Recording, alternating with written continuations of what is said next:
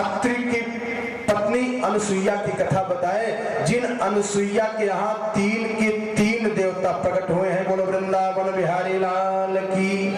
कहते हैं महाराज, अत्रेर गृहे सुरश्रेष्ठा स्थितपत्यन्त हेतवः किंचिच्चकेर सवो जाता एतदाख्याहि में गुरो। महाराज इनके यहाँ 3 के 3 देवता प्रकट हुए हैं और इन 3 देवताओं ने आकर के बालक का रूप धारण किया। क्यों? क्योंकि अनसुईया पातिव्रत धर्म का पालन कर रही थी, उनके धर्म को ये भ्रष्ट करना चाह रहे थे और उसी का संकल्प लेकर के अनसुईया ने इनके ऊपर छींटा मार दिया और ये 3 के 3 देवता 6 महीने के बालक बन गए। और फिर बताए कि दक्ष प्रजापति की जो सबसे छोटी कन्या थी सती, उनका विवाह भगवान शंकर जी के साथ में हुआ, लेकिन कुछ कारणवश इन दोनों में विरोध हुआ, झगड़ा लड़ाई हुआ और ये सती जी अपने पिता के यहाँ ही जाकर के योगाग्नि में अपने शरीर का परित्याग कर दिया। विदुर जी महाराज ने तुरंत प्रश्न किया, महाराज भवेसी लमताम श्रेष्ठे।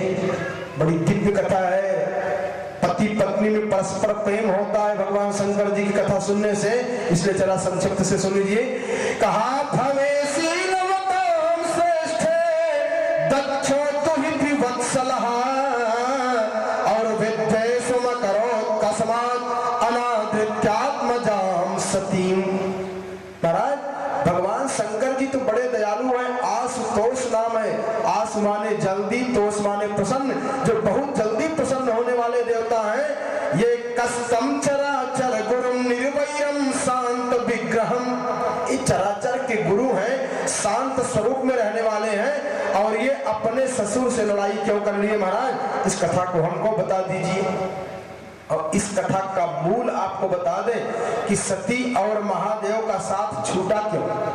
उसका कारण, एक बार त्रेता युग माही शंभु गए कुंभज सिपाही संग सती जग जननी भवानी पूज्य ऋषि अखिलेश्वर जानी राम कथा मुनि बर जब खानी सुनि महेश परम सुख मानी मुनिसन पिता मांग त्रिपुरारी चले भवन संग दक्ष कुमारी।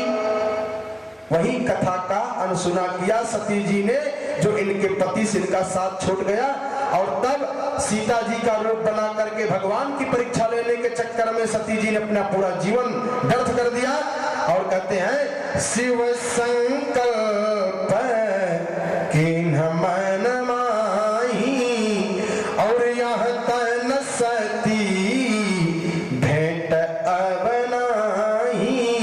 भगवान ने प्रतिज्ञा किया और ये अपने पिता के यहाँ जबरदस्ती यज्ञ में गई, वहां पर इनका अपमान हुआ। उस अपमान का बर्दाश्त नहीं कर पाई और उस अपमान में जाकर के हवन कुंड के सामने उत्तर की तरफ मुख करके भगवती सती जी ने अपने प्राण का परित्याग कर दिया। और कहते हैं तब भगवान शंकर जी के वीरभद्र गण लोग गए और जाकर के यज्ञ सब नष्ट भ्रष्ट कर दिए। इसके बाद ब्रह्मा जी के साथ वापस आए और तब भगवान शंकर जी ने कहा कि जाओ आपका यज्ञ सफल हो जाए। तो दक्ष प्रजापति का सर काट करके और उनको बकरे का सर लगवा दिया भगवान ने। इसके बाद बताते हैं उत्तानपाद की कथा को। यद्यपि उत्तानपाद छोटे हैं लेकिन उत्तानपाद की कथा बता रहे हैं मैत्रेय महामुनि विदुर जी को कि प्रियव्रतोत्तानपादौ शतरूपा पते सुतौ वासुदेवस्य कलया रक्षायाम जगतः स्थितौ। बड़ी ध्यान से समझिएगा इस कथा को, बहुत प्रचलित कथा है, खूब सुने हो, लेकिन जरा उसका वेदांत से अर्थ देखिए कि क्या है, हमारे आपके समय में कैसे आता है उत्तानपाद की कथा। कहते हैं उत्तानपाद ने प्रथम विवाह जब किया तो उनका नाम हुआ सुनीति, जो पहली पत्नी आई। काफी दिन व्यतीत हो गया, कोई संतान पैदा नहीं हुई, तो सुनीति ने स्वयं अपने पति उत्तानपाद से कहा कि महाराज वंशावली को चलाने के लिए आप दूसरा विवाह कर लीजिए। और विवाह करा दिया। तो दूसरा विवाह जब राजा उत्तानपाद उत्तानपाद किए तो वो पत्नी जब आई तो उसका नाम हुआ सुरुचि। और सुरुचि आने के पहले ही अपना प्रतिज्ञा रखवा दिया कि मेरे गर्भ से जो बच्चा पैदा होगा वही राजा बनेगा, क्योंकि आपके पहले की भी पत्नी अगर उसके गर्भ से बच्चा पैदा हो गया तो कहीं वो राजा न बनने पावे। ये ध्यान में रखना। राजा मान गए और लिवा करके आए। तो संतों ने ऐसा कहा है कि एक दिन कहीं यज्ञ हो रहा था और ये सुनीति जी उस यज्ञ में जाकर के भगवान से प्रार्थना किया कि मैं भले ही हमको कोई संतान प्राप्त न हो, लेकिन हमारे पति की जो दूसरी पत्नी आई हुई है, हे भगवान वो भी गर्भवती हो जाए, उसके गर्भ से भी कोई बच्चा पैदा हो जाए तो हमारे पति की मनोकामना पूर्ण हो जाए। भगवान की ऐसी कृपा हुई कि दोनों पुत्र पैदा हुआ।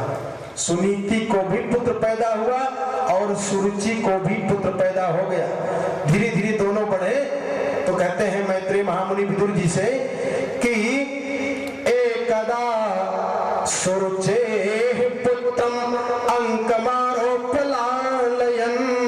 एक दिन सुरुचि के पुत्र उत्तम को राजा उत्तानपाद अपनी गोद में लेकर के लालन पालन कर रहे थे। तो जो पहले वाली पत्नी थी सुनीति, उनका लड़का ध्रुव देखा तो ध्रुव के भी मन में आया कि मैं भी अपने पिता की गोद में चला जाऊं। क्यों कि बच्चों का एक प्रेम होता है कि माता पिता की गोद में जाऊं तो हमको ज्यादा मानेंगे, अच्छा लगेगा। इसलिए ध्रुव जी महाराज राज सिंहासन पे जाकर के राजा उत्तानपाद की गोद में बैठ गए।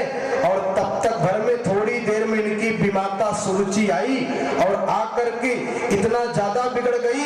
सुरुचि श्रृणवतो राज्ञा से महात गर्विता न वत्सान्य प्रदेश दृश्यम भगवान और रुमरहति। अरे मूर्ख, तू राजगद्दी पर चला गया, राजा की गोद में चला गया। अगर राजा के गोद में जाना है तो तू पहले जाकर के जंगल में तपस्या कर और तपस्या करने पर जब भगवान प्रसन्न हो जाएंगे तो उनसे वरदान मांगना कि महाराज मेरी मृत्यु हो जाए और अब की बार मेरा जब जन्म हो तो सुरुचि के गर्भ से जन्म हो। ध्रुव जी यद्यपि मात्र 5 वर्ष के थे, इतना कष्ट हुआ कि रोते हुए वहां से भाग करके आए और अपनी माता सुनीति की गोद में गिर पड़े। और इतना रो रहे हैं ध्रुव जी महाराज कि सुनीति पूछ रही बेटा क्या हुआ, बेटा क्या हुआ, लेकिन ध्रुव जी कुछ बोल नहीं रहे। तब तक एक दासी आई और दासी ने बताया कि माता जी आपकी जो सवती है सुरुचि, उन्होंने ऐसा इनको कह दिया है कि तू जाओ तपस्या करो, तपस्या करके मर जा और मरने के बाद भगवान से कहना कि मेरे गर्भ से पैदा करें, तब तू राजगद्दी पर बैठने का अधिकारी है। ऐसा जब कहा तो आज धैर्य टूट गया सुनीति माता का। सुनीति भी रो रही है कि मातु सपत्न्या ससुरोक्त वृद्धः स्वसंरुषा दंडः तो यथाहि। जैसे किसी सर्प, विषैले सर्प को कोई डंडा से छू ले, फुफकार मारता है, ऐसे ध्रुव जी रो रहे हैं और ये पकड़ के गले लगा लिया और लगाते हुए कह रही है कि मां मंगलम तात परे सुमंस्था। बेटा ठीक कहा है सुरुचि ने, और तू सुरुचि के लिए अमंगल मत सोचना। सत्यम सुरुच्या भीतम भवान में यद दुर्भगाया उदरे गृहीतः। हे ध्रुव, ठीक कहा है उसने, क्योंकि तू इस अभागन के गर्भ से पैदा हुआ है। अरे राजा को तो पत्नी की बात छोड़ दो, राजा तो हमको दासी के रूप में भी नहीं जानते हैं, नहीं मानते हैं। इसलिए बेटा जब राजा भी नाराज हो गए हैं तो इसलिए मैं भी तुमसे करे हैं कि आतिष्ठ तत्तात विमत्सरत्वम। बेटा जब महाराज भी तुमसे नाराज हैं तो मैं तुम्हारी रक्षा नहीं कर पाऊंगी। तुम चले जाओ जंगल में और जंगल में जो तुम्हारे बाबा के पिताजी हैं उनकी गोद में चला जा बेटा, जिनकी गोद से कभी उतरना नहीं पड़ेगा। कह रही है भगवान की गोद में चला जाओ। उनकी गोद ऐसी है कि उनकी गोद में एक बार कोई चला जाए तो जब तक नहीं चाहेगा तब तक वहां से कोई हटा नहीं पाता है। इसलिए बेटा तमेव वत्साश्रय भृत्य वत्सलम। सुनीति माता ने कह दिया कि बेटा तू चला जा तो ध्रुव जी का तो मानो कलेजा फट जाएगा, क्योंकि आज माँ भी कह रही है कि मैं तुम्हारी रक्षा नहीं कर पाऊंगी, इसलिए बेटा तू यहाँ से चला जा। अपने आंसू पोंछे और तुरंत ही ध्रुव जी जब चलने लगे तो माता सुनीति ने कहा कि बेटा दो काम करना, या तो वहीं पर शरीर नष्ट कर देना, वापस मत आना, और या भगवान की प्राप्ति कर करके तब वापस आना। कहते हैं कि जब ध्रुव जी महाराज चले जंगल की तरफ, तो नारद जी, क्योंकि नारद जी के भाई है मनु शत्रुपा और उन्हीं के नाती है ये ध्रुव जी महाराज, तो नारद जी को भी प्रेम उमड़ा कि मेरा नाती आज जा रहा है जंगल में, इतना मैं उम्र का हो गया, इतना दिन तक भजन कर रहा हूँ लेकिन जंगल में नहीं जा पा रहा हूँ, और 5 वर्ष का बालक जा रहा है जंगल में, जरा मैं देखूं। तो जब गए रास्ते में नारद जी ने जब नारद जी से मिले ध्रुव जी, तो नारद जी कहा कि अहो तेज क्षत्रियाणाम मान भंगम अमृष्यताम। अरे तू इतना तेजस्वी हो गया है ध्रुव कि थोड़ा सा तुम्हारी माता ने उल्टा बोल दिया तो इतना तू नाराज हो गया और जा रहा है जंगल में। देख बेटा, जंगल में जाएगा तो नाना प्रकार का दुख भोगना पड़ेगा। अरे तुम्हारी विमाता है, अगर जरा सा कुछ कह दिया तो उसको शांत होकर के सह लो और कुछ दिन में ये दुख आपका दूर हो जाएगा। तब नारद जी ने बहुत सुंदर उपदेश दिखाया, बताया, सब संसारियों के बड़ा सुंदर उपदेश है ये। कहा गुणाधिकान मुदम लिप्सेत अनुक्रोशम गुणाधमा। बेटा एक काम ध्यान रखना चाहिए, अपने से कोई धनी मिल जाए, बलवान मिल जाए, बुद्धिमान मिल जाए, विद्वान मिल जाए तो उसको देख करके चिढ़ना नहीं चाहिए, प्रसन्न हो जाना चाहिए कि भगवान की बड़ी कृपा है, इसने पूर्व जन्म में और तपस्या किया था कि देखो हमसे बड़ा है ये। और अपने समकक्ष का मिल जाए तब पर भी उसको साथ मित्रता करनी चाहिए कि जितना मैंने पुण्य किया है, पूजा पाठ किया है, उतना इन्होंने भी किया, इसलिए हम और ये बराबर हैं। अपने से छोटा कोई मिल जाए, गरीब मिल जाए, धनहीन मिल जाए, बुद्धिहीन मिल जाए, बलहीन मिल जाए तो कहा उसको देख करके दया करनी चाहिए, क्योंकि बेचारा अज्ञानी है, ये जान नहीं पाया। इसलिए किसी भी अवस्था में प्रसन्न रहना ही भगवान का बड़ा भक्ति है। नारद जी ने कहा महाराज अब तो आपका उपदेश जितना भी बढ़िया दे रहे हैं, लेकिन सुरक्षा दुर्बचोर बाणे न भिन्ने श्रते हृदय।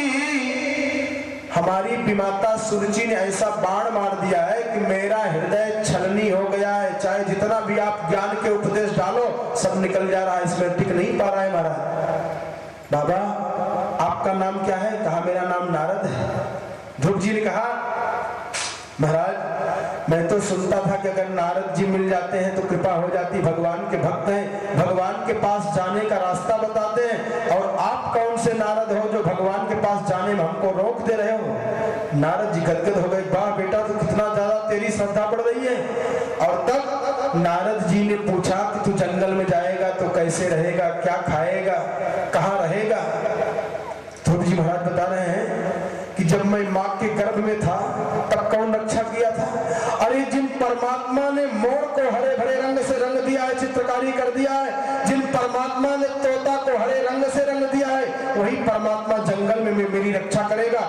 जब दांत नहीं तब दूध दिया, जब दांत दिया तो अन्न नहीं देगा। और परमात्मा जब मैं माँ के गर्भ से पैदा हुआ तो हमको दांत नहीं था, तो भगवान ने हमको माँ के स्तन में दूध पैदा करके दूध पिला दिया, और जब हमको दांत दिया है तो दांत नहीं, दांत के साथ अन्न नहीं देगा। जिन परमात्मा ने माँ के गर्भ में मेरी रक्षा किया है वही परमात्मा जंगल में मेरी रक्षा करेगा। और जो ऐसा नारद जी सुने तो नारद जी जान गए कि चेला बड़ा पक्का है। गोद में उठा लिया नारद जी और उनके आंख से आंसू गिरना शुरू हो गया कि बेटा इतना दिन हो गया लेकिन मैं कभी अभी तक तपस्या इतनी कठिन नहीं सोच पाया, और तू जा रहा है। अपने सुकोमल कमलवत हाथों से ध्रुव जी के सर को सहलाया और भगवान नारद जी उन ध्रुव जी को उपदेश दे रहे हैं कि तत्तात गच्छ भद्रम ते। बेटा तुम जाओ अरे यमुनायास्तटं शुचि पुण्यम मधुबनम यत्र सान्निध्यम नित्यदा हरे। बेटा तुम जाओ यमुना जी के किनारे, और पुण्यम मधुबनम यत्र सान्निध्यम नित्यदा हरे। मधुबन में चले जाओ बेटा, और मधुबन में माने वृंदावन में हमेशा भगवान का वास होता है, और वहीं जाना और जा करके स्नान करना। नारद जी बता रहे हैं ध्रुव जी को के स्नात्वान सवनम तस्मिन कालिंद्या सलिले शिवे। यमुना जी में जाकर के 3 बार स्नान करना नारद जी बता रहे हैं। और प्राणायाम में त्रिवृता, नारद जी का मानो हृदय फट जाएगा। उस 5 वर्ष के बच्चे को 3 प्रकार का प्राणायाम बता रहे हैं। पूरक, कुंभक, रेचक प्राणायाम करना और भगवान का ध्यान करना। देख बेटा, सुनासम शुभ्रम चारु कपोलम सुर सुंदरम तरुणम रमणीयांगम अरुणोष्ठेक्षर